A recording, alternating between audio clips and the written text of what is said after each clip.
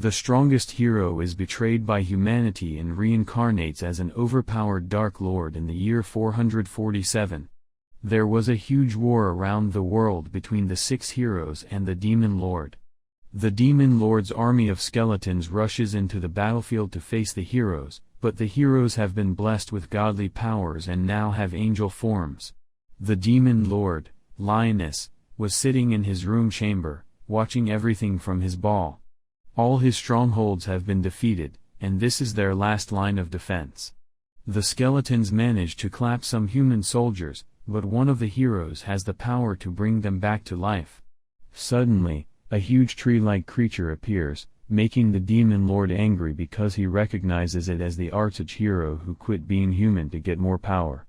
Venus gets up and summons his staff to join the fight, but his Fenrir companion and loyal general stop him, reminding Leonis that he made a promise to the goddess of rebellion. She had entrusted him to do something when he was still human. So, Leonis decided to accept defeat. He drops his staff and walks toward a door while his castle is being destroyed. Before entering, he promised that he would rise again in 1,000 years and reclaim his throne. And so, he sealed his own soul in the Grand Mausoleum. 1,000 years later, we then see 2 girls exploring the castle ruins of Linus. Celia and Regina are on a mission to scout the ruins because they have reports that some monsters called voids are building their nests there. They walk through a corridor and reach a huge door. Celia recognizes it as the king's mausoleum where Demon Lord kings decide to rest, waiting for their final days. Regina tries to open it but thinks they need to pick up something to blow it apart. Celia then notices some writings on the door and uses her phone to determine which language it is. She realizes the door is alive and touches it. Suddenly, the door activates and opens up. She picks up her gun and steps inside, where she finds a huge crystal. She then realizes there's a person inside and decides to help him. We then see Linus in a barren place. He sees Roselia, the god he once made a promise to. He says that he finally has found her, and she replies that it's been over 1,000 years since they met. Linus explains he couldn't do anything against the god powers given to the heroes, so he decided to seal his soul to keep his promise to her. She replies that she's happy that he still remembers it and walks away into the air. Leonis tries to stop her, but she simply says she hopes to meet him again. Meanwhile, Celia is trying to shoot the crystal to rescue Linus, who's the person inside. He complains about the noise and wonders if it's been 1,000 years already. He guesses the reincarnation ritual was successful.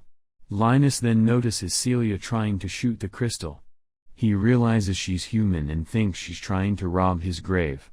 So, he decides to show her the power of the reincarnated Demon Lord. He uses his magic to shatter the crystal and knock her down. He initially thinks she's a descendant of the High Elf tribe, but he's wrong. He then decides to finish her but stops when she asks why a kid would be locked inside the crystal. He looks at his reflections and is shocked to see his new form. He thinks the reincarnation spell failed but he doesn't understand why because he used the spell to rebuild his body to a previous form. He expected to be in his Demon Lord form, but he is now in his human form when he was still a hero. Yes, the Demon Lord is a former hero. The girl asks him why he was sealed inside the crystal and checks him out to make sure he's not hurt. She then suddenly hugs him, telling him that Big Sister is there to protect him. He initially gets annoyed but eventually ends up falling fainting. He later wakes up, and she gives him some cookies. He thinks that his current body is bad because he fainted from something trivial like hunger, but luckily Celia saved him. She then asks if he's fine, introducing herself as a 15-year-old student from the Holy Swordsman Rearing Institute and asks for his name. Linus introduces himself and thinks he can use her to get information about the current world. She repeats his name sometimes and calls it cute. He gets annoyed because his name once meant chaos and terror, but now a random girl calls it cute. He then realizes that his record as the Demon Lord was deleted from history. She asks for his age, and he replies that he's 10. She then asks if he remembers the void monsters that had taken him away, but he's confused. She then explains that voids are enemies from another world and that she and her school colleagues are knights who wield swords to fight them off. Linus is initially confused because 1,000 years ago, the enemies of the world were people like him, the Demon Lord, and the Goddess of Rebellion. Celia then explains she and Regina were investigating these ruins because they suspect it's a void base. He realizes that she found him by coincidence, but she said that the door was sealed until she touched it. He then asks her what year it is. She says they're in the year 64, which confuses him. They suddenly hear a big explosion, and Celia receives a message from Regina stating she encountered large voids. Celia immediately holds onto Linus, stating she will protect him. An ogre void comes through the door, and Celia tries to shoot it down.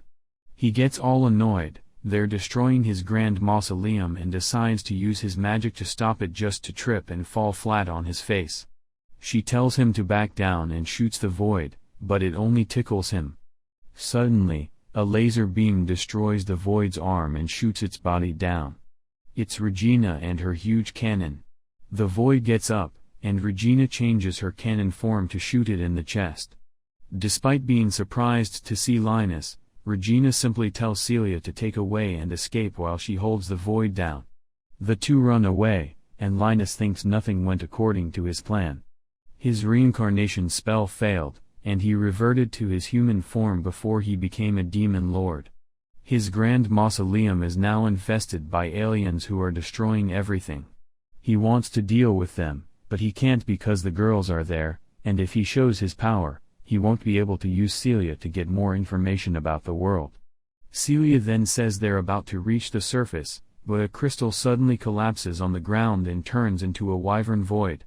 This is nothing like the wyverns he's used to. Celia tells Linus to run away while she deals with the monster. Her gun then turns into a sword, and she prepares to deal with it. Linus simply ignores it and starts casting his spell to destroy the monster. Celia, for some reason, pushes Linus away, telling him to run, and gets sliced in the gut. She lays on the floor in a pool of her blood, and Linus wonders why she did it. She says her last words, telling him to run and escape with Regina, but Linus gets closer to her. The wyvern gets closer, and the second void appears. She apologizes for not protecting him and closes her eyes.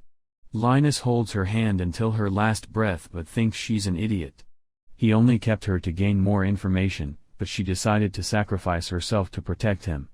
In fact, he could have used his power to easily block the wyvern's weak attack. He wanted more information, but he didn't think she had value to him anymore. However, she reminded him of Rosalia when she protected him, revealing that when Linus was the hero, he was betrayed by the people he tried to save. That's why he became the Demon Lord. More voids appear and try to attack him, but his magic barrier manages to block it all. He thinks it's annoying to have his human form because he regained his emotions. The voids continue to unleash attacks, all parried away. He then turns around and summons his staff. He tells the voids that he grew attached to Celia's courage and decides to punish the voids for disturbing his castle. He casts a level 8 gravity spell, smashing a void with the pressure. Another void tries to attack, but he simply blocks it with his barrier and modifies it to attack with spikes. The last void starts flying away to escape, but he simply jumps and casts another level 8 fire spell to fry it down. However, there was something he didn't expect. The void's bones remained after using the spell, something that never happened even against dragons. He thinks it's because his current mana levels are a third of what they used to be. He then notices Celia is just barely alive. He normally wouldn't care about human lives because he's the Demon Lord, but he still acknowledges her because she tried to protect him. He cannot use holy spells to heal her, but he can use all spells related to death, so he decides to use his power to give her life. He uses a spell that restores all her lost blood into her body, healing her wounds. Meanwhile, Regina manages to finish off the ogre void and tries to contact Celia, who's still unconscious. Linus hears it and finds it impressive that humanity's technology managed to advance that much. Celia then finally wakes up and immediately hugs him, relieved he's safe. She then checks her wounds and doesn't know how she's fully healed. She's confused because she's sure she died. Linus then explains he used his holy magic to heal her back, but she doesn't know what magic is. He then realizes Celia and Regina didn't use spells to fight the voids, but they used their weapons, which were made out of advanced magic. He realizes that in the current age, people can't use magic, so they use magic weapons that require no training or hard work. Still confused, Celia asks if he used the power of a holy sword, but he doesn't understand. She explains that some holy swords have healing powers. In the Excalibur Academy, she believes he can use that power and believes that's why he was abducted by voids. She then gives a whole explanation of what is holy swords, basically their powers awakened by mankind to fight voids 60 years ago. Humanity almost lost the war against the voids, but children awakened the holy sword power to manipulate fire, wind, and others. He realizes that this power is different from the one he uses, so he decides to hide it from everyone. Regina then arrives, and the girls ask what happened to the void. Linus lies, saying it disappeared while he was shaking in fear. They then decide to leave the ruins, and Celia asks Linus to join her on her bike, which confuses him. He joins her, and they drive back to the academy while Regina keeps teasing Leonis. After a long drive, Linus finally gets a view of the city and realizes that it's the 7th